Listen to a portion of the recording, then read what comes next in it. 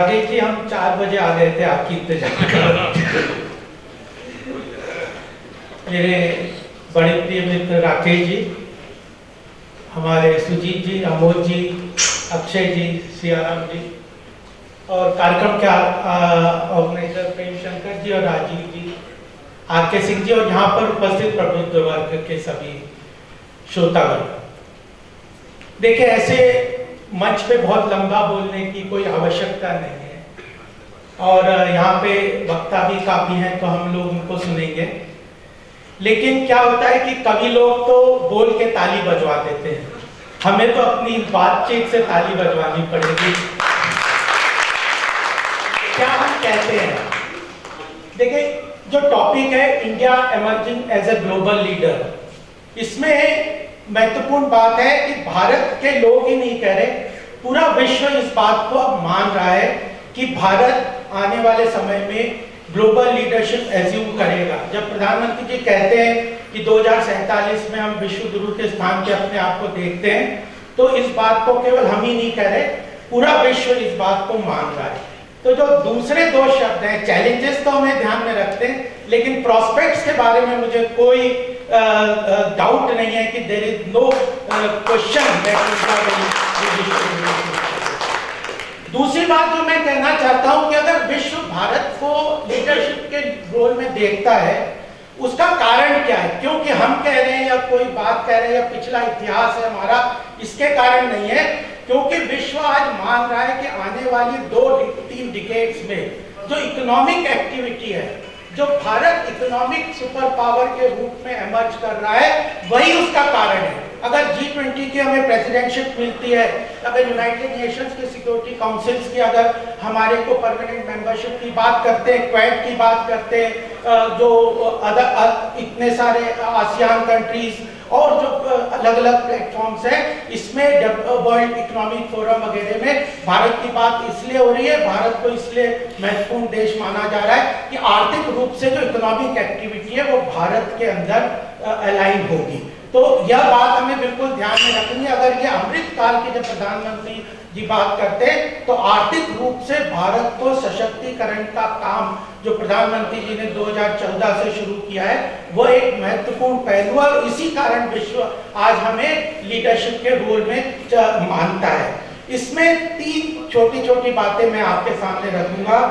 वह यह है कि आर्थिक रूप से जब हमें सशक्तिकरण करने की बात है, क्योंकि समय कम है, संक्षिप्त में मैं रख दूंगा बुलेट पॉइंट के रूप में, तो सबसे बड़ी बात 2014 में क्या था, जो सोशल डिलीवरी मैकेनिज्म जो था भारत में, उसके अंदर बहुत सारी लीकेजेस और करप्शन था, टारगेटेड डिलीवरी के रूप में काम नहीं होता था। प्रधानमंत्री जी ने टेक्नोलॉजिकल इनोवेशंस वगैरह को लेकर, फिनटेक को, जो डायरेक्ट बेनिफिट ट्रांसफर्स को, जनधन अकाउंट के द्वारा जो पूरा सोशल वेलफेयर जो स्ट्रक्चर है देश का, उसके अंदर से लीकेजेस और करप्शन और उसको पूरी तरह से खत्म किया। और इसके कारण जब राष्ट्रपति महोदया के अभिभाषण में उन्होंने कहा कि पिछले 9 वर्ष में 27 लाख करोड़ का हमने जो जन कल्याणकारी योजनाओं में पैसा जनता को दिया, उसमें से एक भी पैसा लीकेज के रूप में नहीं गया है। एक महत्वपूर्ण प्रधानमंत्री जी ने खड़ा किया। इसके ऊपर बहुत सारी बात हो सकती है, लेकिन उसको मैं यही छोड़ देता हूँ। दूसरी बात जो मैं कहना चाहता हूँ कि सरकार को चलाने के लिए रिसोर्सेज की आवश्यकता होती है। आज ही प्रधानमंत्री जी ने सवेरे भारतीय जनता पार्टी के स्थापना दिवस में कहा कि डायरेक्ट टैक्स कलेक्शन में हमने 16.5 लाख करोड़ का इस बार कलेक्शन किया है। यह पिछले बार के बजट एस्टिमेट से, रिवाइज्ड एस्टिमेट से भी 3.5 लाख करोड़ की उसमें बढ़ोतरी हुई है। इनडायरेक्ट टैक्स के अंदर 18 लाख करोड़ का कलेक्शन हुआ, 1,60,000 करोड़ से डेली मंथली कलेक्शन बढ़ रहा है। और यह तब है जब इनडायरेक्ट टैक्स कलेक्शन में जीएसटी के अंदर जो एवरेज पहले 2016 के पहले 25 से 30% था, उसको घटा के आरबीआई की रिपोर्ट है कि 11.6% का average net tax neutral rate GST के अंदर हमने कम कर दिया। और डायरेक्ट टैक्स में लोग कहते थे कॉर्पोरेट टैक्स कम कर दिया इंटरनल, उसमें भी 30% से घटा के आज 25% है। स्टार्टअप और कोऑपरेटिव सेक्टर में 15% का टैक्स है, तब भी रिवाइज एस्टिमेट से कलेक्शन दोनों डायरेक्ट इनडायरेक्ट टैक्स में इतना बड़ा है।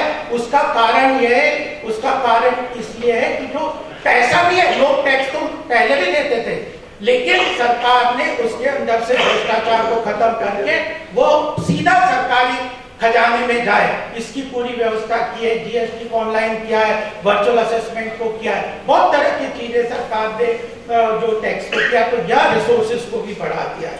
और तीसरी बात जो मैं कहना चाहता हूँ, डिजिटल इंडिया का इनिशिएटिव इतना बढ़िया है। अभी मेरे को एक जर्मन की सीईओ मिली थी एक कार्यक्रम में, उनसे मैंने पूछा आपने भारत में क्या देखा। उन्होंने कहा जिस तरह का डिजिटल पेमेंट का जो पेनिट्रेशन भारत में हुआ है, सुदूर ग्रामों में, छोटी छोटी जगहों में जिस तरह से पेमेंट का पूरा, जिस तरह से चाहे हैशटैग है, एपीआई है, और अलग अलग सिस्टम के अनुसार जो पेमेंट का सिस्टम होता है मोबाइल के थ्रू, वह विश्व में कहीं भी नहीं है। और डिजिटल इनिशिएटिव के अंदर ही, डिजिटल इंडिया के इनिशिएटिव के अंदर नॉलेज इकोनॉमी को सरकार का एक फ्यूचर ओरिएंटेशन, यही है कि पास्ट के ऊपर हमने काम किया है, लेकिन क्योंकि मैं अर्थव्यवस्था के विषयों को देखता हूँ, फ्यूचर ओरिएंटेशन प्रधानमंत्री जी का है।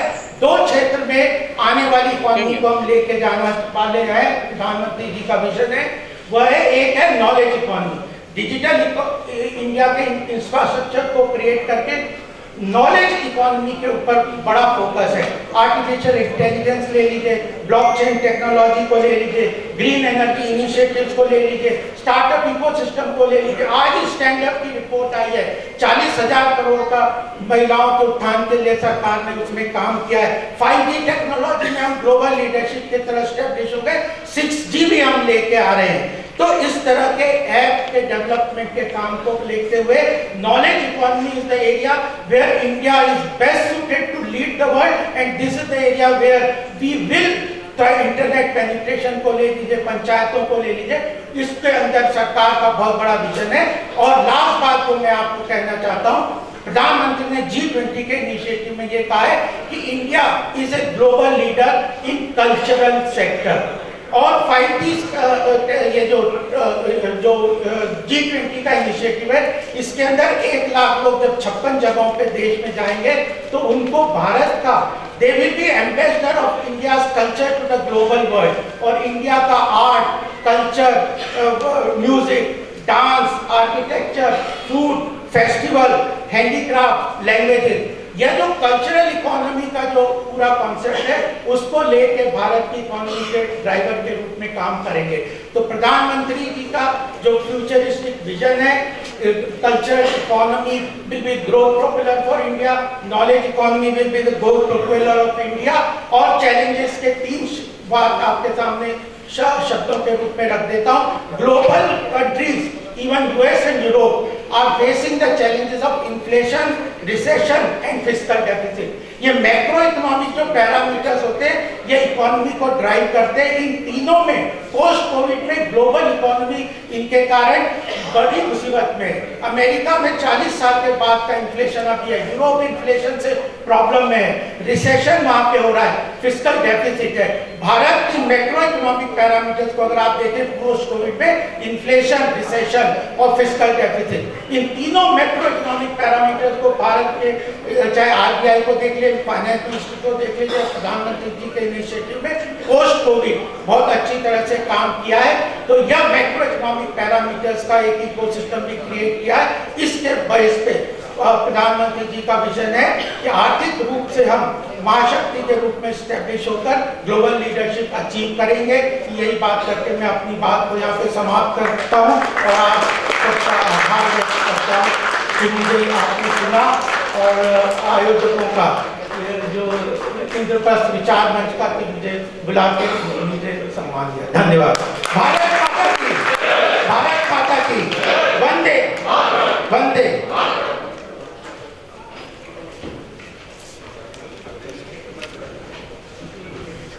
थैंक यू सर, आपने पार्टी की तरफ से और बाकी क्या प्रोस्पेक्ट्स हैं, इसके बारे में आपने चर्चा की, आपने बताया कि क्या हो रहा है देश में।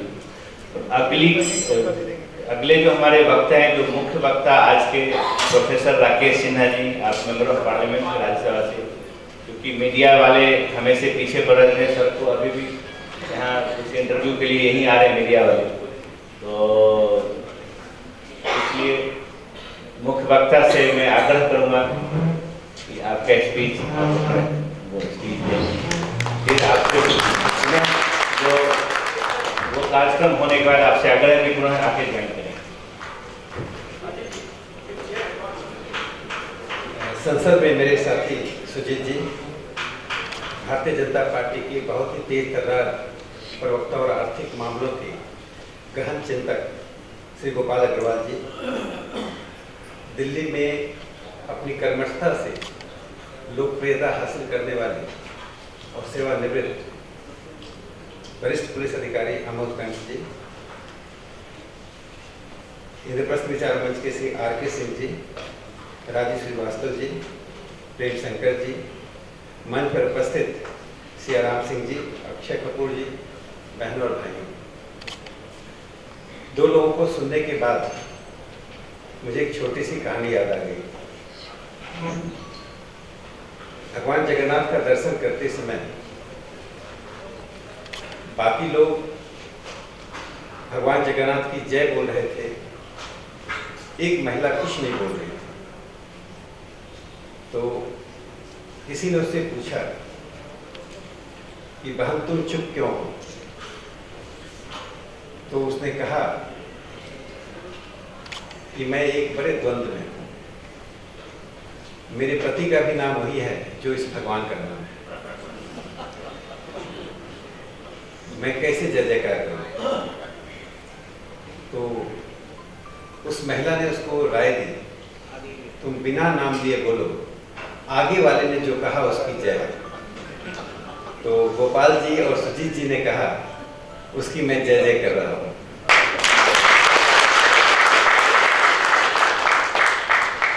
इन दोनों के बोलने के बाद सिर्फ औपचारिकता रह गई है,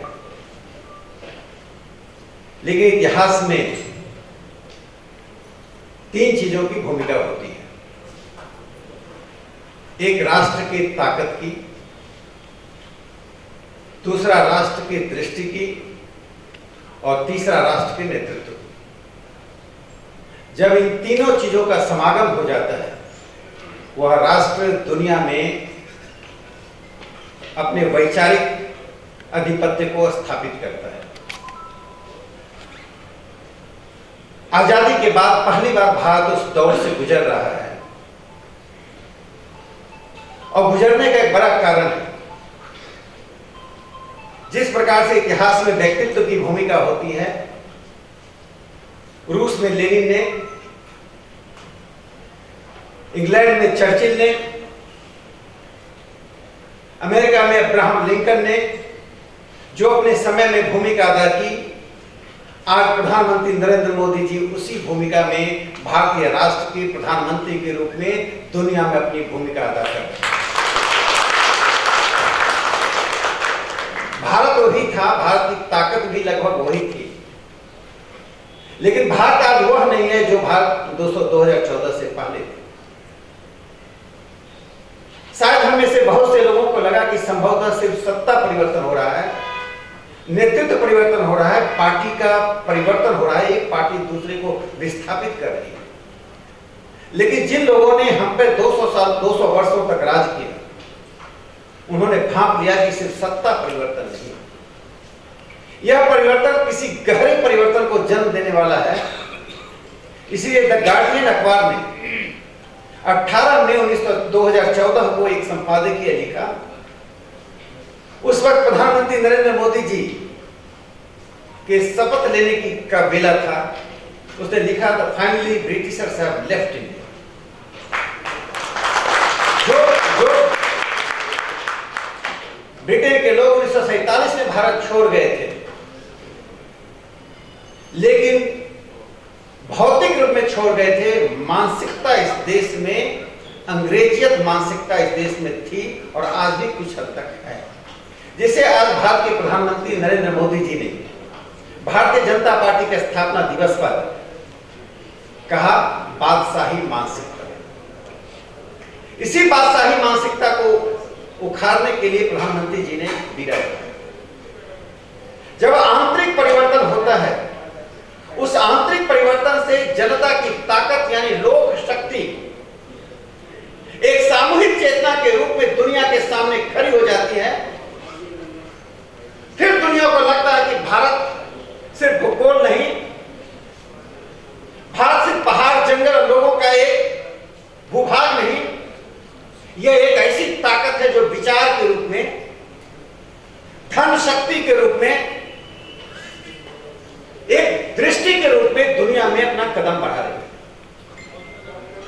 जब प्रधानमंत्री नरेंद्र मोदी जी ने 1700 कानूनों को समाप्त किया, जो कानून ब्रिटिश राज ने 200 साल पहले, 150 साल पहले, 100 साल पहले बनाए थे, जिन कानूनों पर भारत की दृष्टि नहीं गई, जब प्रधानमंत्री नरेंद्र मोदी जी ने जापान में जाकर 2 बातों की घोषणा की, जब उन्होंने बताया कि विस्तारवाद का युग समाप्त हो गया। हम सब जानते हैं जब प्रधानमंत्री जी 2015 में जापान की विदेश की पहली यात्रा में कहा विस्तारवाद का युग समाप्त हो गया है, तो चुनौती चीन को थी, चीन को चुनौती भी थी, चीन को सावधान भी किया जा रहा था कि युग विकास का है, विस्तारवाद का नहीं। प्रधानमंत्री मोदी जी ने सिर्फ जापान ही नहीं गए, एक छोटा सा देश मंगोलिया, जो देश विस्तारवाद